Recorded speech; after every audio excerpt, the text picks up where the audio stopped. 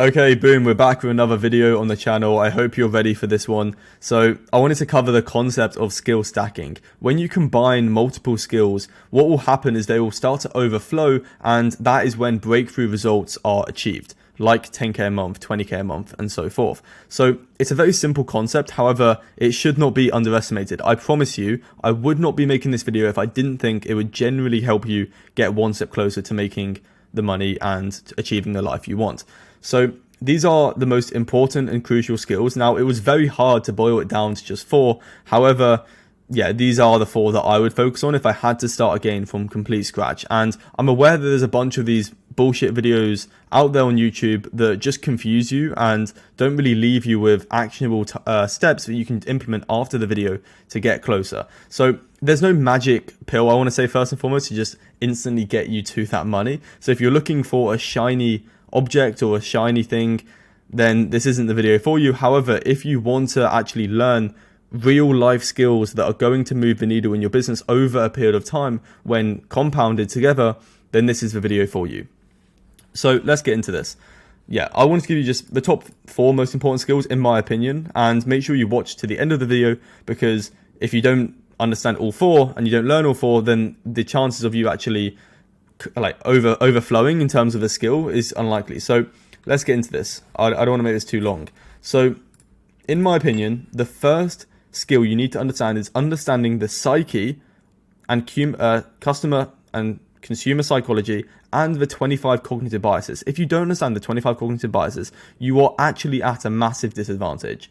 Like, you are a bit screwed, to be honest, because those who do understand it are going to implement it into their client acquisition strategies, into their funnels, into their appointment setting strategies, and it's just going to make their life 10 times easier. And the reason you're probably struggling with appointment setting or getting clients for whatever, B2B offer you're running, agency, it doesn't matter whether it's done for you or done with you, this is probably why you're not making the money. You just don't understand the 25 cognitive biases, and you don't understand how to get humans to do what you want. Because at the end of the day, right, if we boil it down to first principles, let's say you're struggling with getting clients. Why are you struggling with clients? You probably can't book meetings. Why can't you book meetings?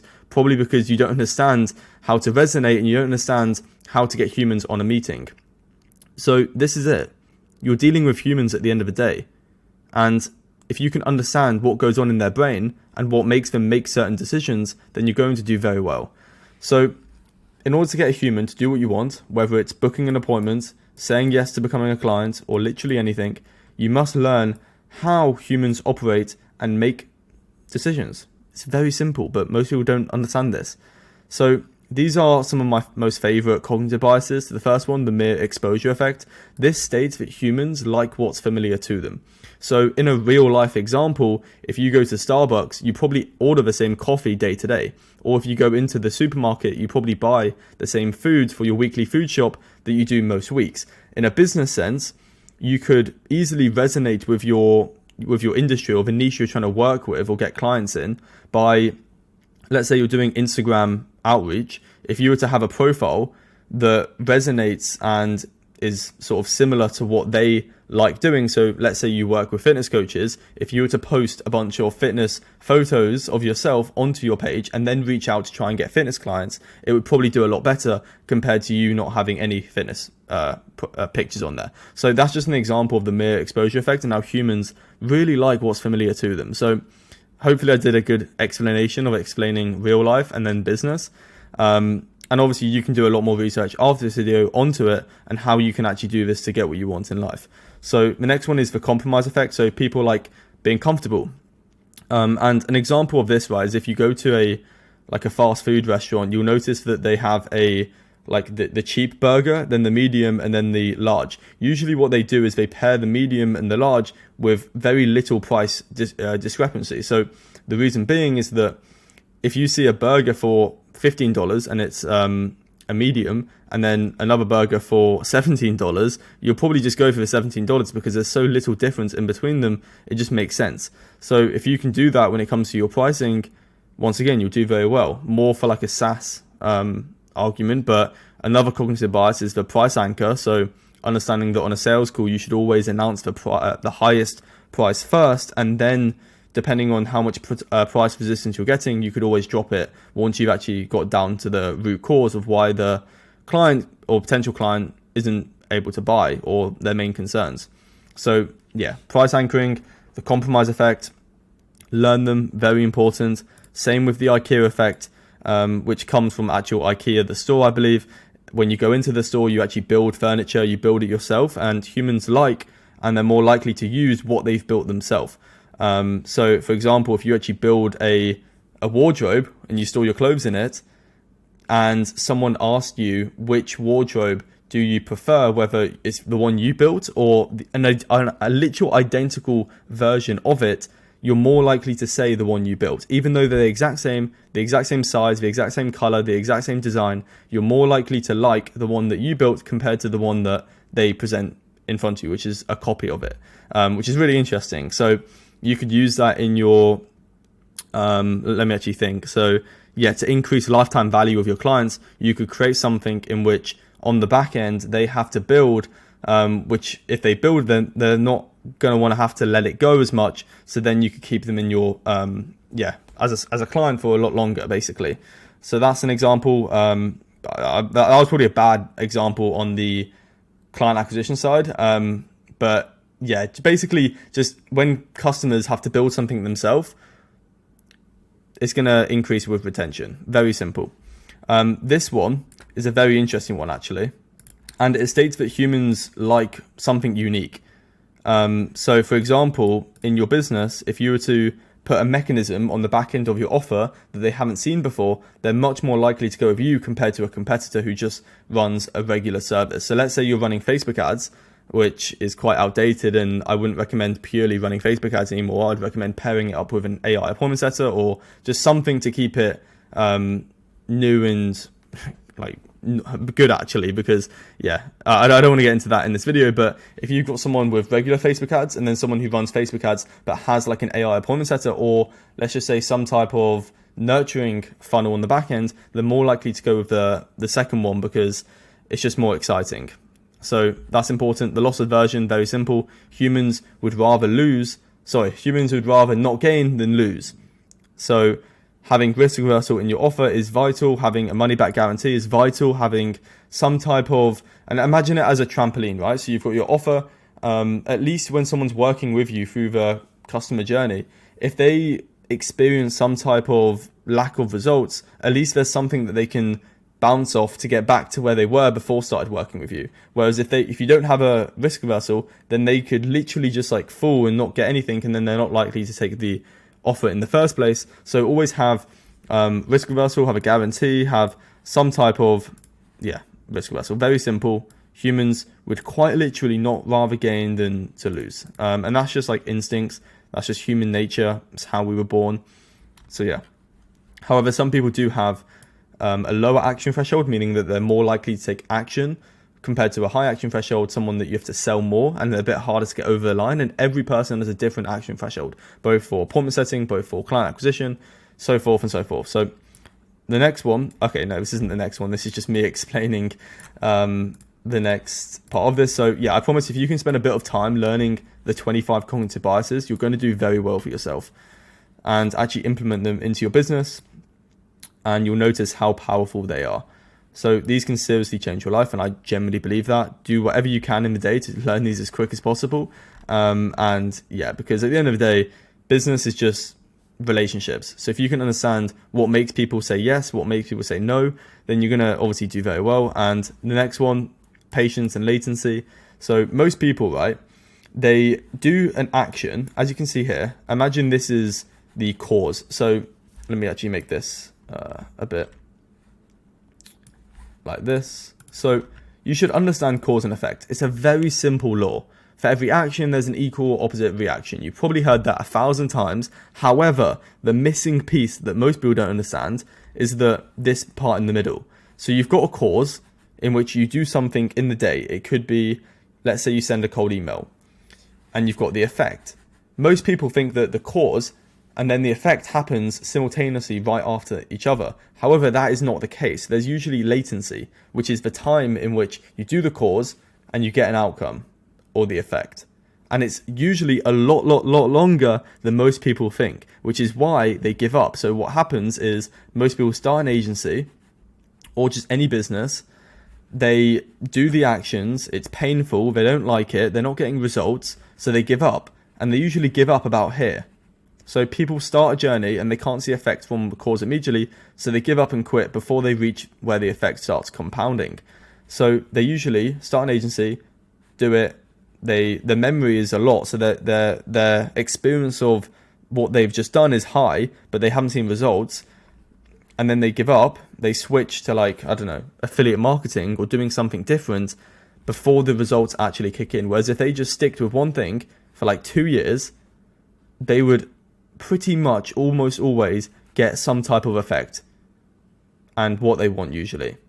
So this is really important. So people who stick at it for long enough to experience compounding effect often forget what cause was responsible for creating it. And a funny example of this was Steve Jobs. So I think, it was like a conference, and Steve Jobs, basically, someone came up to Steve Jobs and he said, well done for having such an amazing quarter. You must have done like this thing. However, Steve knew that it was the thing he did about 8 months ago that caused such great results for, like, I think it was like Q1 or Q2, it doesn't matter. But the point is that people don't understand how big the difference is between the cause and effect and the time in between. So, really important you understand that. People switch business models before the effects set in, and I see this so commonly. And this actually happened to me. Like, I'm guilty of this. However, I just realized that if I could just stick with one thing and just tell myself I'm never switching again, then you're bound to make it happen eventually. So that's really important.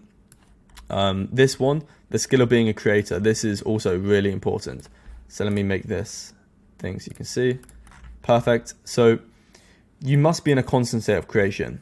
And an example of this is that currently I'm recording some podcasts, and the way in which I'm doing this is I have to go to the gym anyway. I go to the gym every single day. So if I can record on my phone a quick 15-minute podcast, upload it to Spotify whilst I'm doing something, that is what I mean by being in a constant state of creation. You're constantly creating, you're constantly putting stuff out there. And by putting yourself out there, you're going to get things back and you're going to attract people.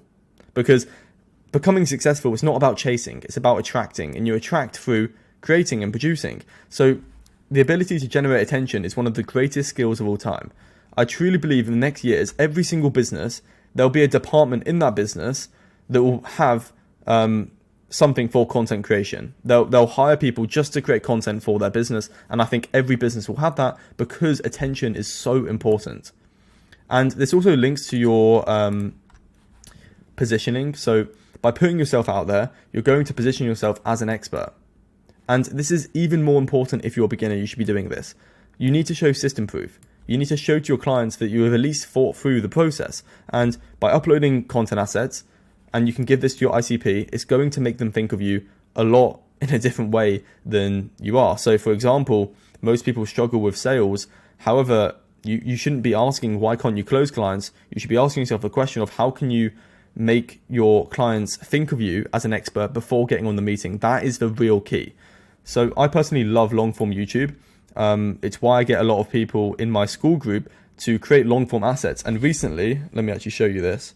I've created one of my students in the school, I think Sam, created a WhatsApp group that you can see that we're all just like quite literally just creating content and supporting each other. So when someone posts a YouTube video like that one, everyone likes it, subscribes, comments to give the boost to the algorithm. And if everyone can just do like the same thing to each other, then we're all going to grow a lot faster. So it's literally like an infinite speed glitch for growing a personal brand. You can see that someone else has posted, so you can see the amount of people who have liked it and stuff. And yeah, it's just amazing to be able to have something in which can grow like a lot quicker. Because when I started, right, I literally had no friends, no one doing what I was doing, which was an online business. So I had to do it all by myself, and it took literally 6 months before I saw any results. Luckily, I didn't give up and I actually stuck with it, and I was able to reap the rewards because I understood this concept actually very early, which was actually luckily. But Yeah, so yeah, that's why I love long form. Also, people on YouTube are either on YouTube for education or entertainment, and in the B2B space, it's mainly education. So what this means is that each subscriber I get, because it's in such a small niche, is equivalent to about $10 to $20. Think about that. Every subscriber makes me about $10 to $20. Obviously, not tangible, like intangible money, but rather in like I've done the calculations basically. This isn't bullshit. Yeah, so. And the reason why is one, because you're in like a finance or B2B space industry, and the other one is because a 20-minute video is equivalent to about 100 reels or YouTube shorts. So the amount of trust you gain by creating long form assets is insane. Like, I've been able to close people without even speaking to them. Like, no joke, in the Instagram DMs, I've had people who have given me money, like thousands, without actually getting on sales calls, or without even speaking to them, because they think, or because they know me so well from my long form assets. It's insane. Like, I literally recommend everyone to create YouTube long form, and you don't need to be a celebrity. Like, I hate putting myself out there, but I understand how powerful it is. It makes me do it. And you just need a micro personal brand. That's literally all you need. You don't need to be some sort of famous celebrity. You can do serious damage with a micro personal brand in the B2B space if you're providing value in terms of business or whatever you're doing, just some type of value. You can do serious damage. Whereas some people have like 1 million followers on TikTok who do dances, and they literally can't even make a few thousand a month because there's no value in it. There's no substance. It's just like bullshit, like entertainment. Whereas if you're actually providing value in your videos, you can literally make so much money with just a few thousand subscribers or a few thousand Instagram followers. I promise, like, this is how it works. So the final point is your ability to take risks. What I've known from people who have gotten what they want and those who don't is that the people who can live like they've already achieved 10K a month win. So what I mean by that is create a new environment for yourself. And when you look at a plant in a room and it looks healthy, the reason it looks healthy is because of the environment around it. If you were to photograph the mass of a plant, you'll see that it has energy coming from it. So I don't want to talk about vibrations and frequencies because I've already made a video in the past about that. However, the environment causes the plant to look healthy, or if a plant's dying, it's because the environment is bad. So the environment you put yourself in is everything. And how this works is you've got the 5 senses. So obviously you probably know the 5 senses: touch, smell, hear, feel. You get the point. However, mainly hearing, because what happens is when you hear something, it goes and you think about it, it goes into your conscious mind. And if you think about it for long enough, it will go into your subconscious mind. And if you goes into your subconscious mind, it will go into your physical, which is your reality. So whatever you hear goes into your conscious, goes into your subconscious, and then goes into your physical. So if you're constantly hearing, and that's why I recommend no one to listen to the news or family members who tell them not to do something, or just anything in which it's negative.